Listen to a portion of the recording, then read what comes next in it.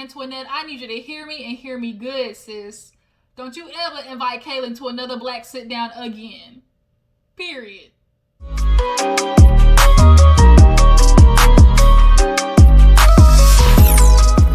up, you guys? We're gonna get right back at it. Your girl G here. Appreciate you for tuning in. We gotta talk about Belle Collective, y'all. You know, Belle Collective, I wasn't really reviewing like the past couple episodes because it just wasn't giving. You know, it just wasn't just giving us like, you know, what we come to see. But this episode, it just touched a nerve. Y'all, the way Antoinette is letting Kaylon slide, I just do not like it. It is just, it's too sensitive, okay? And we still in Black History Month, and like this bitch, the way she talking about, oh my God, I just feel what you guys are, I understand what you guys are feeling. For real, Antoinette, you really gonna let this white woman sit there on TV and talk about she feel our struggle? I'm not gonna do it. Let me not go off on a rant before we get into the review. But nonetheless, we're gonna talk about Belle Collective, and then we're gonna get into Love and Marriage Huntsville right after that.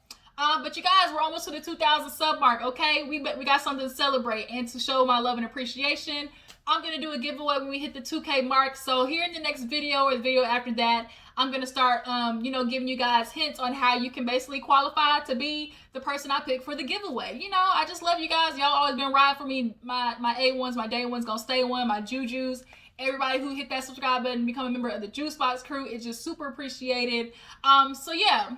Y'all keep a lookout for that, all right? But if you're new to my channel, hit that subscribe button and make sure y'all hit that like button, you know, just to let me know you stopped by. So we're actually, let's just hop into it, okay? So we open up Belle Collective with Latrice and Lateshia meeting for her to fill her in on, you know, Farish Street, because I don't think she didn't go to the brunch that I think about it. So, you know, they're catching up and she's like telling her about how she plans to open up a resource center on Farish Street. Lateshia is down for, no, Latrice, it's too many L's. Latrice is down for what Lateshia is saying. First of all, can we talk about Letitia's tops? What is this like little ruffles situation on the sleeve? Like, she is in love with that. It's just not hitting for me. Like, it's just not giving me real like church woman on the front pew vibes. All she's missing is a hat. But Latrice is down for it, but she hears that Mary is going to be involved, and it's kind of like, I don't know about that. She's like, girl, your friend Marie is mean. And she's like, well, girl, you are too. Like, maybe y'all just need to sit down and talk. But Marie is a lot. She, like, when she's in a scene, she definitely is causing a lot of extra commotion. I think I understand her, like, her intentions were good when she went after Kaylon. Telling her like, this is my friend's event, like just shut up and listen. But she took it a little too far. But nonetheless, Lateshia is trying to get her to see the bigger picture, and what's gonna happen on Farish Street. So we get to Tambra, y'all. Tambra is on this mission of trying to figure out how she's gonna have kids. She's getting up there in age. She did freeze her eggs, so she is, you know, smart in that aspect. But she gets to the doctor, and he basically tells her, you got fibroids again. Like, she has like 4 of them. So it's not going to be easy. Like, she could go ahead and insert the eggs, but 9 times out of 10, literally, they're just going to kill them. And she's going to have a miscarriage. So he tells her, you're going to have surgery to get rid of these fibroids before we do anything. So Tambra is just kind of like, you know, struggling with that. Now, Tambra, let's talk, sis. The curly big hair, I loved when she finally flat ironed her hair. Like, I loved it. But the curly hair and this Paris Hilton pink on the lips, it's just not a good combo. The one color that she had with her confessional where her hair was straight, and it was that kind of like little burgundy, I don't know, it was like a burgundy purple, like not bright, but like it was a deep color that was like perfect for her skin tone. But this like Paris Hilton, like that's hot pink is gotta go, Tambra. And the enunciation, you could tell she's a radio person because, you know, they gotta speak, you know, try to speak clear over the radio for people to hear. And it's just a lot, Tambra, okay? But I love you, sis. It's a lot though. So from there we see Marie Jerez, you know, she country. my son Jerez, they meet at like the little happy land for the kids to play. You know, she's grandma. We actually find out that Marie has lupus in this scene, and her son Jerez, he comes and she's basically giving him the talk of, look, I have this empire that I'm about to pass over to you, but I'm not going to give it to you unless you have a degree. So you need to go to college, finish, first of all, not only for the legacy, but for your kids. Negro, you got 3 kids under 1. How did you not figure out a condom, you know, Trojan, Plan B, like, what the actual hell? Like, you're 21 with 3 kids under 1. And you're not taking care of now one of them. Your mom's taking care of all 3 of the kids and the baby moms. Like, bruh, do not be sorry like that. Please do not be another sorry black man, especially on TV.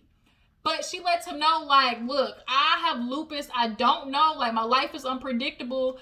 I need you to want to do good, to take care, you know, take over this empire and to be able to leave a legacy for your kids as well. Now, they've been going to therapy, and you can kind of tell a difference in Jerez. The way he's speaking and being able to communicate, he's like, you know, him and his mom's relationship is getting better. And that's all we can hope. I mean, shit, you own a whole, like, therapeutic facility, Marie, so this should have been long time ago. When he had that second baby, that's when he should have been going to therapy, period. Shoot, when he had the first one, low key. But yeah, that whole situation, fix it, Jesus. So we see a moment where Latrice comes home and it's her 5-year anniversary with Zaddy. Like, I don't know what it is with her and calling him Zaddy. I do not like it. The man is old enough to be your daddy, and you're calling him daddy. And it's just, she admitted it. She said she got daddy issues. And this is what happens. So she comes home with her G-Wagon, nice little tight dress, looking cute. And she goes in and she looks and she's like, no flowers, no champagne. You know, what is it? He comes out in like PJs and gives her this bag and pulls out, and it's a bag of flour, y'all. She said, really? Like, you can ready to do this on our anniversary? Like, this is the same shit you always do. You know, you always either forget our anniversary or you don't get me nothing. Like, I'm tired of this. So, clearly it was a prank because while she fixing herself a good old stiff drink of Henny, he comes out and she like, okay, you know, that's my daddy. I know. He come out looking like an Obama, you know, what she say? Obama mixed with something else. And it's like, this is weird. Like, this is weird. Like, you keep calling him Zaddy, and he came out looking real. Like, the only thing he was missing was a pipe or a cigar and a glass of whiskey. Like, it's just, ooh, I can't. Giving me real Uncle Phil based. But he takes her on their golf cart, drives down, and he does have a beautiful, like, you know, dinner set up. So they sit down. She's all happy and emotional and stuff. And she's just talking to him about how she appreciates him because, you know, she's gone through a lot with male figures in her life. Like, she has abandonment issues. Like, her dad died. Her brother went off to jail. So, you know, all the men in her life have been gone one way or another. So she's like, when you say things like, oh, you know, talk about other women, she's like, it makes me feel a type of way. It hurts my feelings. He like, I don't do that. She's like, yeah, you do. He's like, don't sit there and tell me I talk about one other women. She's like, well, you've said it before. He's like, yeah. He admitted, you know, oh, if we are no longer, of course I'm going to get me another woman. And in this scene, it really just kind of goes how to show how men know how to manipulate a situation and make a woman feel like it's her fault. Because he ruins the whole dinner and it makes it feel like she was the one to do it. All she was explaining where her insecurities are at. And she's right. What she was looking for was, babe, you know what? I'm a be there for you. I'm not going nowhere. But instead she got, oh, you just gonna ruin the dinner like that? You had to bring it up now. I mean, sure, could she have waited? But, you know, when she's trying to be vulnerable, it was just vulnerable at the wrong time. But for him to turn it into, don't you lie on me. You're not going to lie on me saying I talk about other women. And he drives off and leaves her and literally does exactly what she says every man does, which is abandon her. Like, come on, bruh. Come on, Zaddy. Get it together. Ooh, I can't. Her and Heavenly with that daddy stuff. Kill me. But yeah, so now she's stuck crying alone at her anniversary dinner. Moving on. So, Antoinette, she has this dinner because she's trying to, get black dentistry, on the map. She's of the few black doctors slash dentists in Mississippi. So she has this brunch. All these black people come in, girl, melanated table, it's just awesome. And then, Kaylon walks her white Caucasoid self in there and ruins the whole mood. First of all, on you messy, because the music they played when she walked in, messy boots. But it basically explained the moment, because it's like, I thought we was trying to be black. Like, I think of Beauty Shop, with Queen Latifah. She said, you ain't trying to nicen up the place. You was trying to whiten up the place. Like, that's what I low-key feel like. Like, Antoinette, you say you down for the black and brown, but that rhyme, down for the black and brown. But it's like, why is Kaylon there? Why? So they now get into how she wants to pay for DATs and, wants to be mentors to, kids coming up in college and stuff like that. And Kaylon's basically just sitting there absorbing it all in. And you're talking about how, it's hard to have representation, of black people. Like, if you don't see it, how do you believe that you can actually go out there and be a doctor or somebody besides a goddamn rapper and an NBA or NFL player? Like, it's more likely that you can go to college and become a doctor than it is for you to freaking become an NFL player or a rapper. But that's all that black people see.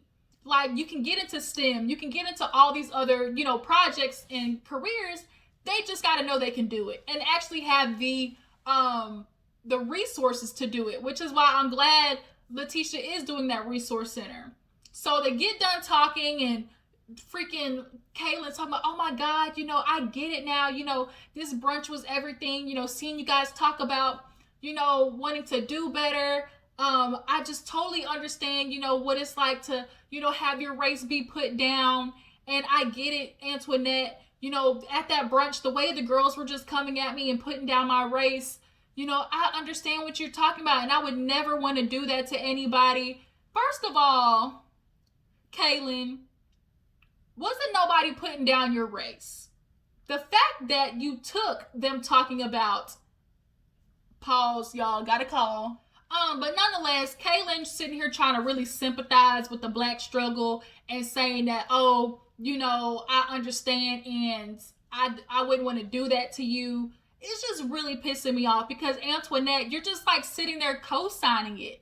Wasn't nobody putting down her race. And then the fact that Kaylon took black women talking about what white people have done to them as trying to put down your race is exactly the problem that we have. White people, y'all don't want to hear what black people go through because you're taking it as a shot against you. Why are you offended that somebody who looks like you discriminated against me and did all this foul shit, and then now all of a sudden I'm attacking you because of that?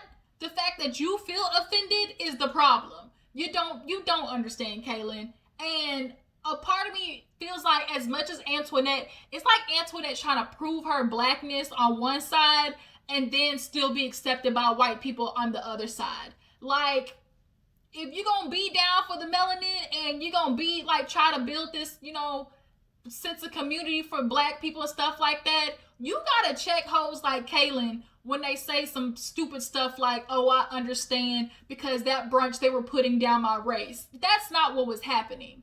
And the fact that you're not checking Kaylon, either you don't see it because she's your friend, or you see it and you're letting it slide because you still want to have her in your life as some type of connection or something. I don't know what it is, Antoinette, but this, it just really pissed me off letting her do that. Y'all, Antoinette, understand, Regina George is this bitch. You can't sit with this. Stop trying to have this hoe sit with this at the same table. It's not gonna happen. Stop. Girl, you don't even go here. You don't even go here. You don't go here, Kaylon. Period. So, moving on. Let me move on before I get my blood pressure ran up. So, So, what happened after that? So we actually see, oh, Antoinette is doing like a get like home, um, redo, basically like a rebirth as she calls it. Um, but oh, before that, we actually see, no, I think that was at the end with Latrice. Yeah, I think that was the end. So Antoinette actually is doing a rebirth of her home. She invited Kaylon there, and she's like, "Yeah, I'm not gonna invite Marie or Lateshia because it just seems like Lateshia allows Marie to just really, keep up with the mess." And I'm just like, "Huh." Pot calling kettle black is here. You are letting Kaylon keep up with the mess, what she's doing. Like for real, I can't with Antoinette. I can't. But she's like, yeah, Marie's not gonna be there, and they all actually end up going over to Antoinette's house and doing this, basically kind of like it's her home now. She kicked her white boyfriend out. Like, Antoinette, I think you're trying so hard, like you gotta move on and get into this black world, but you having that white husband and then all of a sudden claiming that the issue is, oh, you don't want to raise like a mixed baby in the South. Like, did you not think about that when you first got with him? I'm a little confused on that aspect. But nonetheless, they're at the house and they're just catching up, and Tambra is there with her, that's hot, pink on her lip. That's what I'm gonna call it from now on. That's hot, pink. So they're all there and basically talking about, Antoinette trying to move on, the brunch, and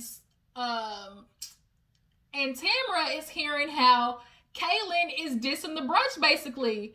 They're sitting down and she's like, yeah, I'm just so glad that, certain people aren't here, as in one person, because, I just really got to sit down and experience like real black empowerment. And at that brunch, it's just so hard to feel, to try to understand people and be open when the minute they don't like something you have to say, it's you're taking off your shoes, you're taking off your earrings.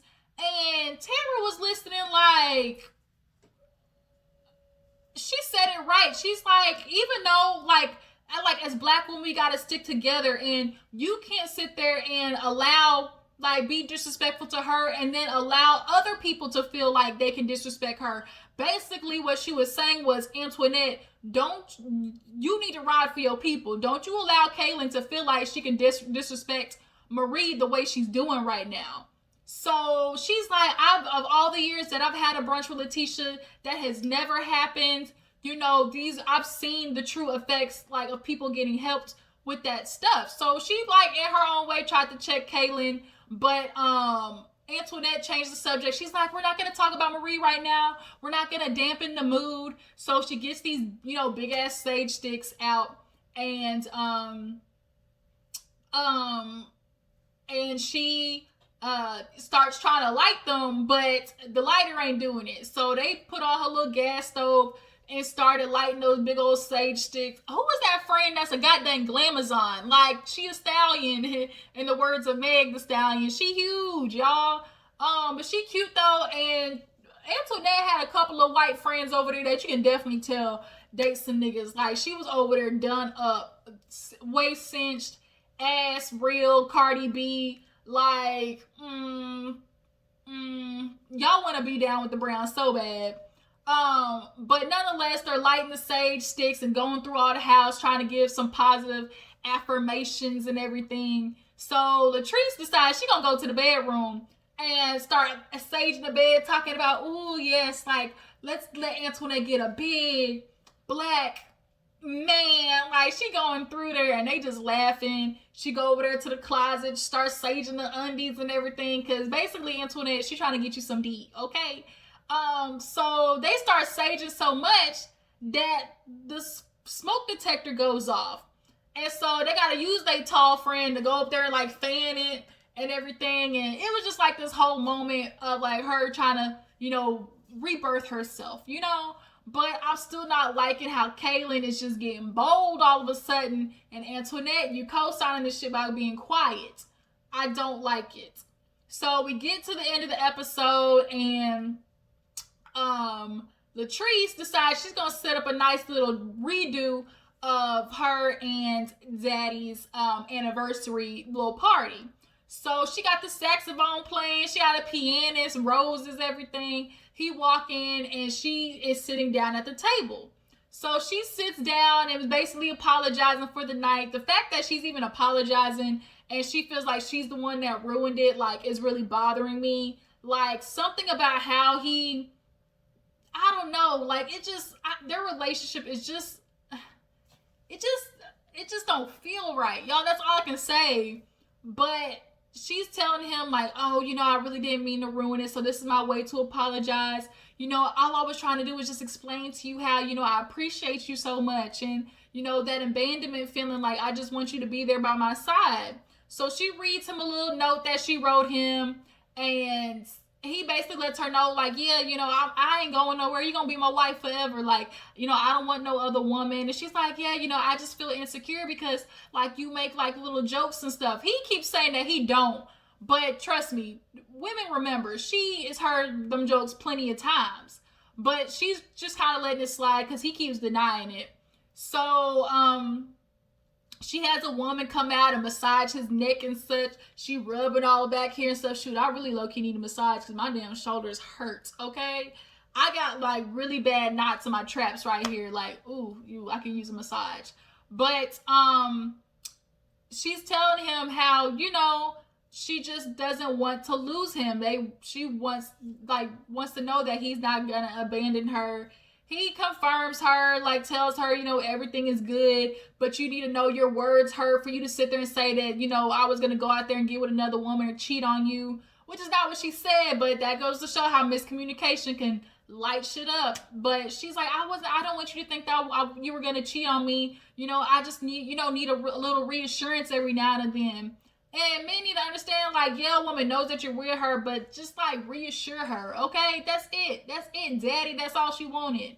But, you know, they basically kumbaya, have the music playing, and they go out with a kiss and dancing, you know, in the moonlight with candle lights and all that good, you know, lovey-dovey shit. So, yeah, that was Belle Collective, but I really just wanted to talk about Kaylon and how Antoinette is letting her slide, because that it's gotta stop. Like, Antoinette, you gotta stop doing that. And next week, it looked like Tambra and her really get into it because she's like, you know, if you say you with the black folks, then be with the black folks. Like, don't you dare hell, it's like one of them things like, you can't disrespect my brother, but I can type stuff. Like, I'll talk about my brother all day, but if you do it, best believe you're gonna catch these hands.